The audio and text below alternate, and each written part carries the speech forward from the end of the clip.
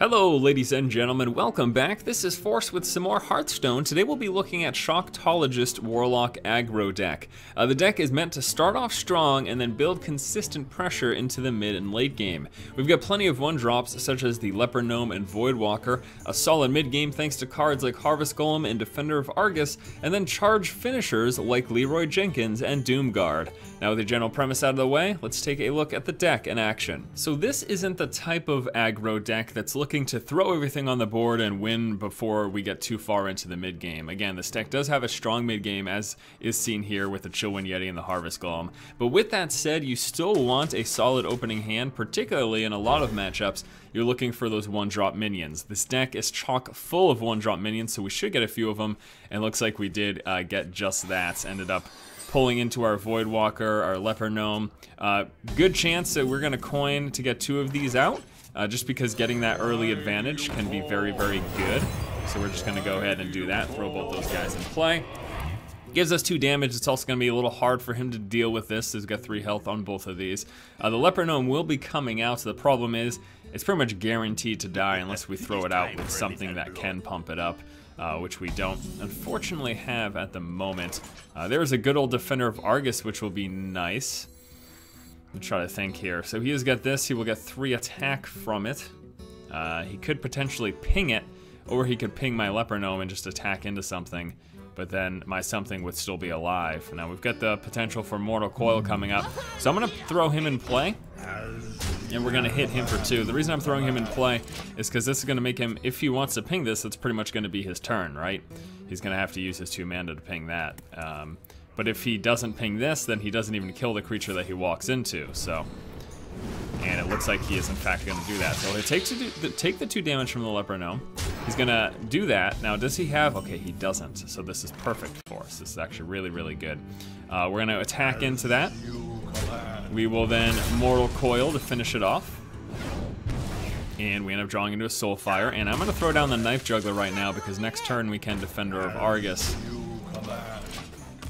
which would be good. We could either pump these both up for additional damage, or we could just actually, I'd probably pump these both up because I'm not too worried about charge minions from him. I'm more worried just about straight up damage, killing off my creatures. So getting him more health would be obviously beneficial in that state. We do have the Black Knight in this deck. This is obviously used to push through taunters in the late game. Some big scary taunters from shamans and druids are the sort of things that you'd be worried about.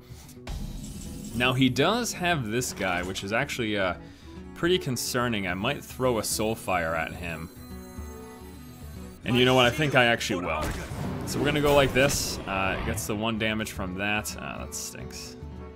But yeah, we can't have him getting rid of this guy, so we're gonna throw the Soulfire at it. End up losing the Black Knight. Actually happy that we, honestly in this matchup, I'm happy that we lost that over the Soulfire, because I'd rather have this additional Soulfire. We don't expect a lot of big taunters from our opponent here.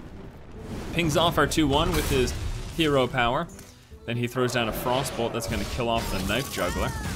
Still gonna keep plugging away. We haven't taken any damage, and about this point in the game is when we'll start going for these life taps here. And let me try to think of how I want to position this. I guess really at this matchup, it's fine. Go like that. If we get another Defender of Argus, might throw it, I don't know, maybe on these 2 or something.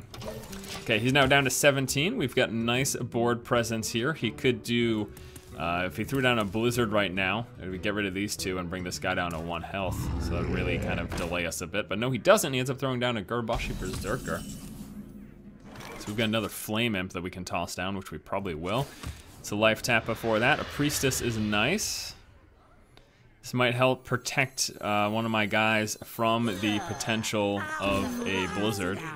So I'm gonna throw him down. That could bring one of my 2 health minions up to 3. And we're gonna have him in death range if he doesn't mass freeze my creatures right now. Because we've got 3, 6, 7, 8. I expect one of the 3s to die at least. Oh, there's a Flame Strike. The complete board clear. I'm down to 18. He is at 10. Let's see if we can get a charge minion here. We do have that, so that'll be good for next turn. That's 8 damage right there.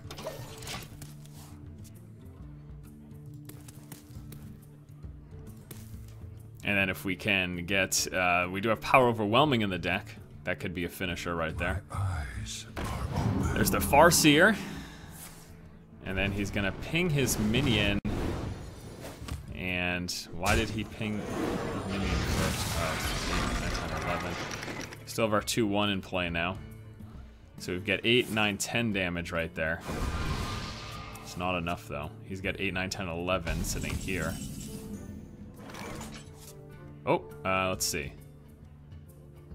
6, 7, 8, 12. Oh, wait. 8, 9, 10, 11, 12. 1 damage off.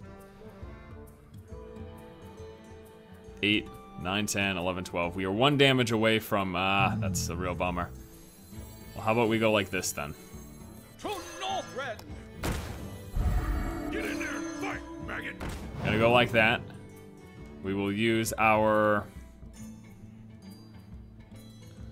I guess we might as well hold on to our minion, use our Soulfire to kill that guy. And then we're gonna hit him with that. And then I think, honestly, I should probably get rid of his creature as opposed to swinging through with the additional 4.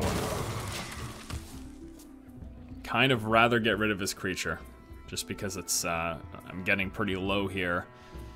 Concerned about him getting us in Pyroblast range or something. Now if we hit him for 4, that would put him at 5, but then he's got... Obviously has the potential for some board wipes here. Alright, I'm guessing he doesn't have board wipes because he did ping that off. He's got a Polymorph. We still have 3 damage in play. Or though he might have a... He's that is a Berserker. That's fine. So we've got 3 damage in play right now.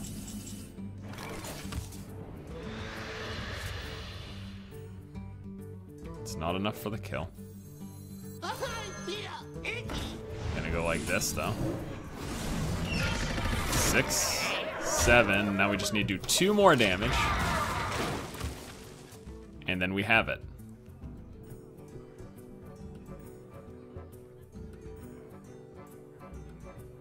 Let's take a look here. He can Pyroblast this turn, but that won't be enough. He obviously needs to kill off my minions. He can't kill this because then he dies unless he also has an ice block, which he might be digging for right now. I'm guessing that he is. And it looks like we do have the victory. All right, so there's the game. Let's go ahead and take a look at the deck list. Shoctologist Warlock aggro deck. Again, a little bit different from the standard aggro that's just trying to face roll and smash everything really early on.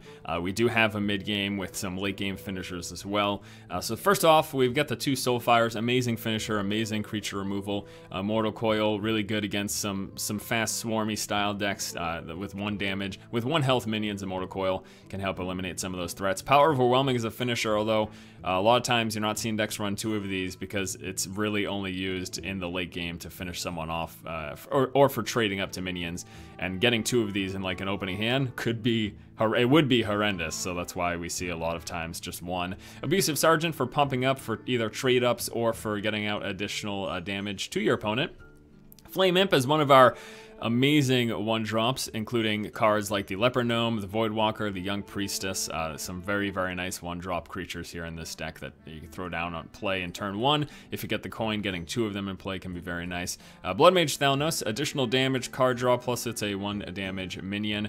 Also sort of thing that fuels the Knife Juggler. So we've got the Knife Juggler with all of our 1-drop minions. Obviously you can see a lot of extra damage coming from that. And then we move into the early mid game with the Harvest Golem and Shattered Sun Clerkic. Harvest Golem value, Shattered Sun Clerkic value to other creatures. Chillwind Yeti, just a nice 4/5 body, obviously great against druids who are running swipe. Defender of Argus, really, really good, especially if you can on turn 3 have 2 creatures still in play, and then turn 4 drop the Argus on those 2, really put you at a huge advantage. And then we've got some of our charge minions that are used as finishers, like the Leeroy Jenkins, a Doomguard, and 2 of the Argent Commanders, and then lastly a Black Knight to push through some of those taunts that you may see from Paladins, with the Tyrian Forge Ring, from Druids and Shamans with their variety of taunt creatures. This can help a lot with that. And that is the deck, guys. Thanks so much for watching. Stay tuned for a follow-up gameplay video. We'll be playing a few games with Shoctologist Warlock aggro deck. If you like the content, please subscribe, keep watching, and keep owning.